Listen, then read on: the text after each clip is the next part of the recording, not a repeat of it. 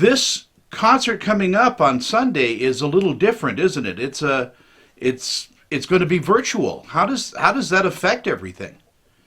Well, it's going to be it's still the majority of the concert is going to be stuff that new material that people have done, and Trace will explain a little bit of the wonderful thing he was able to do, and then we'll also insert segments from best of segments from past years, and thank God we have that technology nowadays, so we can do something like this, and I think it's going to actually be a very special concert, very unique, but I think just as powerful as we've had in the past. And my 19th year doing it, and I'm just glad we're able to do it, have the capability to do the concert.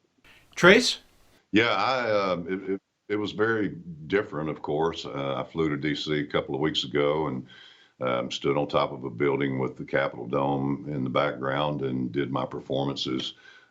So it was still very inspirational, but it was surreal. I would look down and there was literally nobody there. So, yeah, it's different, but still, I think that, as Joe said, the majority of the performances on this year's show are new. People doing the performances, and the important thing is that the tone will be the same, and the message will be the same. That this is a very, very important weekend. It should be the most important holiday that we celebrate in this country. It's paying tribute to the men and women who have served and sacrificed, and we should all be eternally grateful for the freedoms that we enjoy because of their service and those sacrifices. So I'm privileged to be a part of it again, and it's always the highlight of my year when I have a chance to do this. It seems to me that when I was a kid, we celebrated Memorial Day a little differently. I mean, there was still a lot of reverence, and I don't know, have we lost that? Well, I think that's why we do this concert. I mean, I think if anybody will carve out 90 minutes out of their day on Sunday night and watch it, I think it'll bring home to them just how important this holiday is and what it's really about. It certainly did that for me, 19 years ago when I first did my first concert in 2002. And that's why I'm thrilled to come back every year and be part of it. So, I mean, I think sometimes we need that kind of wake-up call to pause and say, it's okay to go barbecue and go, do what you're going to do. And I don't know if they're doing the Indianapolis 500 or not this year or not, but regardless of that, this is a good time to kind of take a moment and be thankful for the sacrifices people made, so you're allowed to live the life that we live in this country. Exactly. Trace, you work very closely with the Wounded Warrior Project, your national spokesman.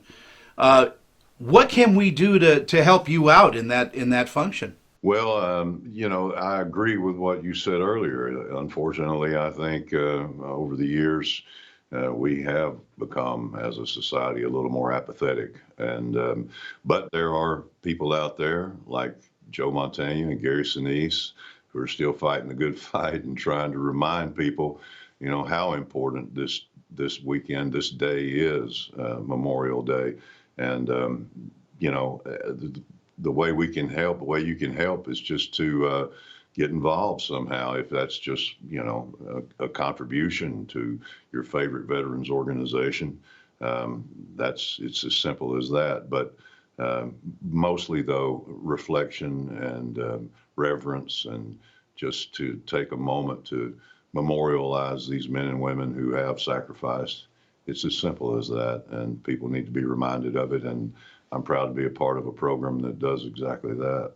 I want to thank you both for your time this morning. I'm honored to talk to both of you. Joe, Fat Tony is one of my favorite characters. I loved you on Criminal Minds. And Trace, the Lincoln lawyer, what a great turn that was, too, for just a great performance. So thank you both so much for everything that you guys do. Thank you. Thank you.